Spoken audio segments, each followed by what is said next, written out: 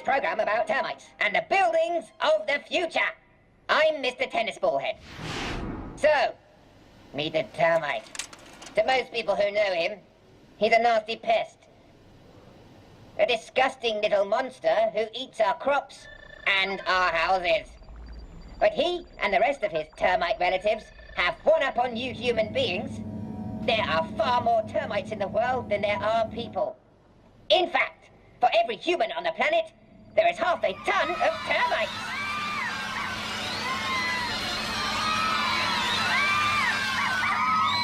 And they've been around for way longer than you have as well.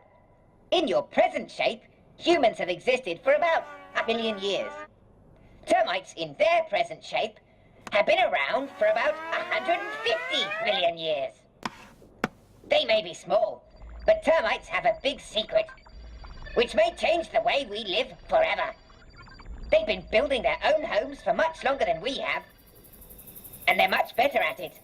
Their homes don't need gas or electricity. Yet the air inside is controlled as if they had air conditioners. If we can figure out how they do this, our houses could end up looking like this. To solve this termite mystery, we must first travel back in time 50 million years, to a time when mound-building termites only lived in hot, wet, tropical forests. They loved the hot, damp weather. Now and again, new colonies would build their mounds outside of the forests, on the drier, open plains. This was all good fun and a change of scene, but made life tricky for a group of termites called Macrotermitini. You may ask why scientists use such difficult names for things. Well, there are over 3,000 species of termite, and so it saves some confusion. Anyway, these macrotermites had a problem.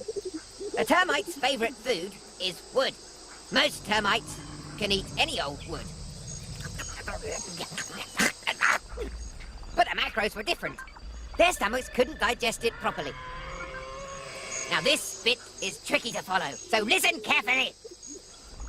In the forests also lived a fungus, a kind of mushroom that broke down the wood. The macros found that if they lived with the fungus, they could eat what it left behind. If they wanted to leave the forest, the fungus had to go with them. But the fungus was picky. It only liked the dark, damp weather of the tropical forests. The only thing to do was panic!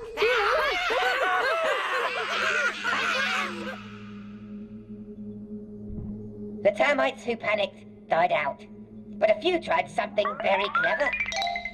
They built underground gardens in their new desert homes, where they planted the fungus. These gardens were like a mini rainforest. They had exactly the same conditions as the tropical forests, even in the driest deserts. The secret to the success of these gardens lies above ground. The termites built these strange castles above the gardens. The castles, or mounds, are like a maze of tunnels, chimneys and caves, as this plaster cast shows. All the termites crowd into the gardens below. These mounds protect the underground gardens from the harsh conditions outside. They keep the air quality just like a tropical rainforest, whatever the weather. It works so well that the hot, dry plains of Africa are now home to billions of termites. They live underground farming fungus. The fungus and the termites are helping each other to survive. You could just as easily say that the fungus are using the termites to build the mini rainforest to live in.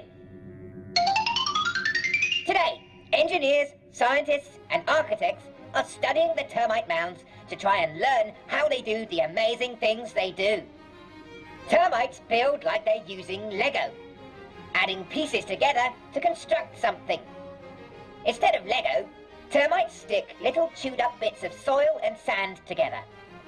And using only this one sticky material, they can build a huge variety of homes in different shapes and sizes.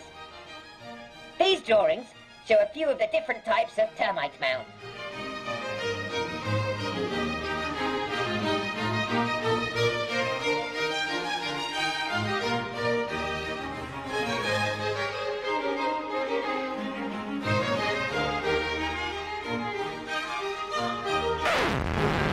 Luckily for us, we wouldn't have to chew up bits of sand and soil to make these houses. We could use machines.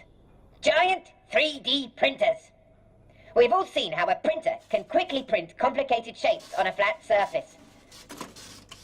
Now, imagine that printer using cake icing, and then printing on top of the picture over and over again so that it builds up in layers until the image stands out from the page.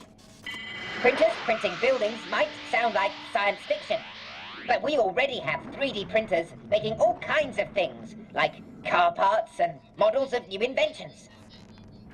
Even now, engineers are working out how to make machines big enough to print entire buildings.